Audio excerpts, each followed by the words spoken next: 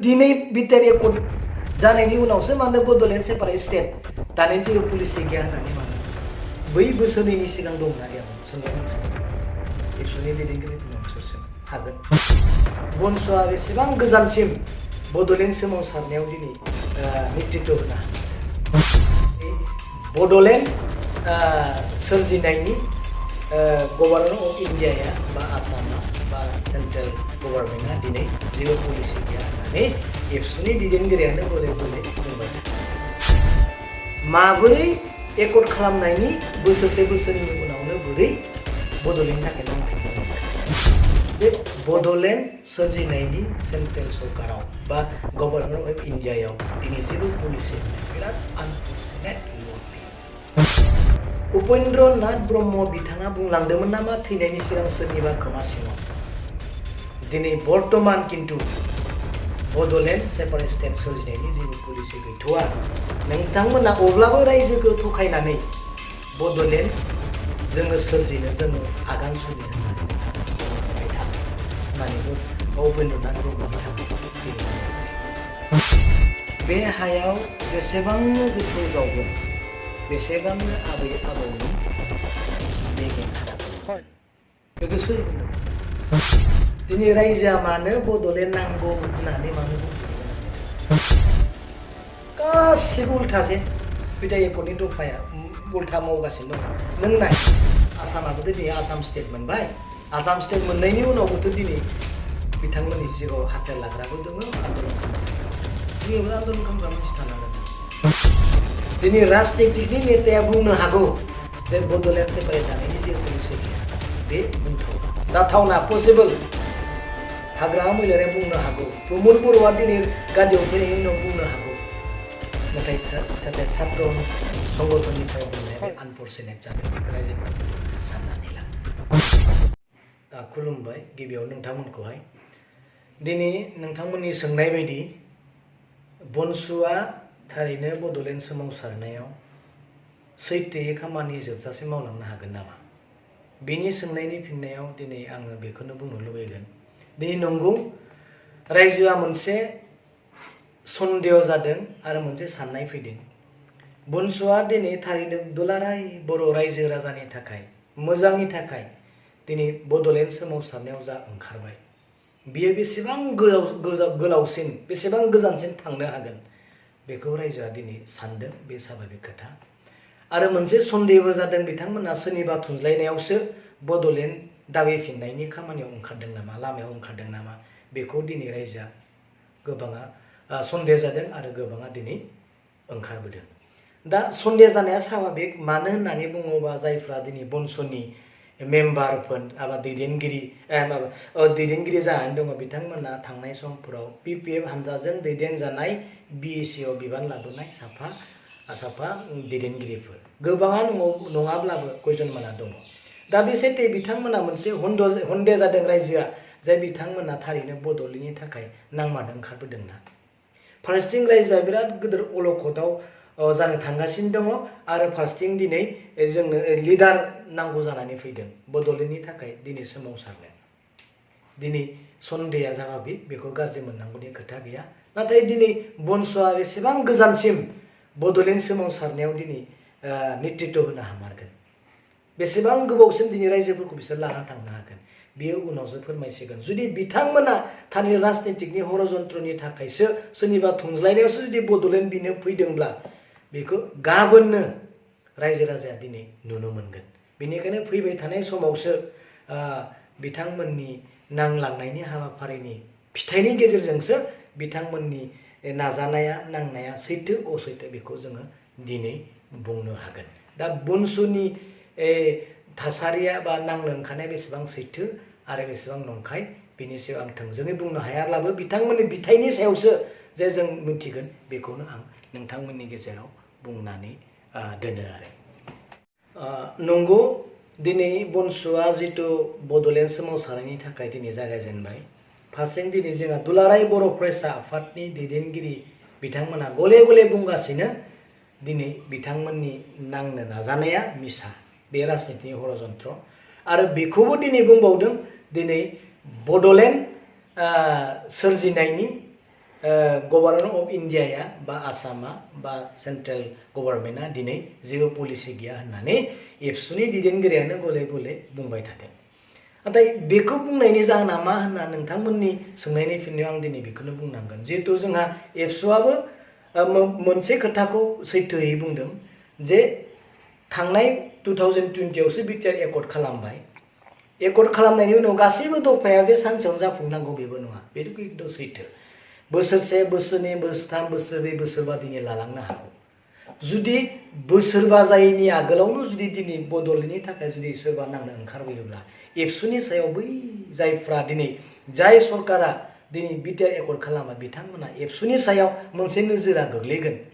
जिहेतु एबसुआनो जाथिनि सिंस्रि दे माबोरै एकर्ड खालामनायनि बोसोरसे बोसोरनैनि उनावनो बोरै बड'लेण्डनि थाखाय नांफिननो मोनखो?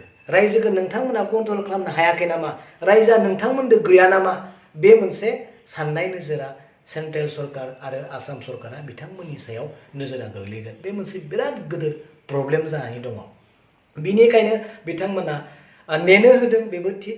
दिनै जाफुङा गाबोन जाफुंगोन, गाबोन जाफुङा समफोर जाफुंलांनो हागौ, बे खोथायाबो सैथो। नाथाय मोनसे खोथाया दिनै जोङो साननो गोनां जे बड'लेण्ड सोरजिनायनि सेन्ट्रेल सरकाराव बा गभर्नमेन्ट अफ इन्डियायाव दिनै जेबो पलिसि होननाया बिराद आनफर्चुनेट वार्ड बेयो। दिनै बै समाव जा थैनानै थांबाय उपेन्द्रनाथ ब्रह्मआ, उपेन्द्रनाथ ब्रह्म बिथाङा बुंलांदोंमोन नामा थैनायनि सिगां सोरनिबा खोमा सिङाव? दिनै बर्तमान किन्तु बड'लेण्ड सेपारेट स्टेट सोरजिनायनि जेबो पलिसि गैथ'वा। नोंथांमोना अब्लाबो रायजोखौ थखायनानै बड'लेण्ड जोङो सोरजिनो जोङो आगान सुनि होननानै नोंथांमोना बुंलांबाय था होननानै उपेन्द्रनाथ ब्रह्म बिथाङाथ' दिनै बुंलाङाखैमोन। अब्ला दिनै नाय बे हायाव जेसेबांनो गोथौ जावगोन बेसेबांनो आबै आबौनि बेगें हाराखौ मोनगोन। बेखौ सोर बुंदोंमोन? जेसेबांनो जावगोन बे हायाव एसेबांनो आबौ आबौनि बेगें हाराखौ मोनगोन। बेफोर खोथाखौ दिनै रायजोआ बावाखै। साधारन रायजोआनो बुंग्रा जाबाय बे खोथाखौ बै समाव। नाथाय बे खोथाखौ दिनै बावलांजोब्बाय नामा? दाबोथ' जों जेबो मोनाखै। दिनै रायजोआ मानो बड'लेण्ड नांगौ होननानै मानो बुंफिननो गोनां जादों? गासिबो बिटिआर एकर्डनि जिथु माबाया मोजां, दे आं बुंबाय मोजां, नाथाय मानो गासिबो उल्था? गासिबो उल्थासै। बिटिआर एकर्डनि दफाया उल्था मावगासिनो दङ।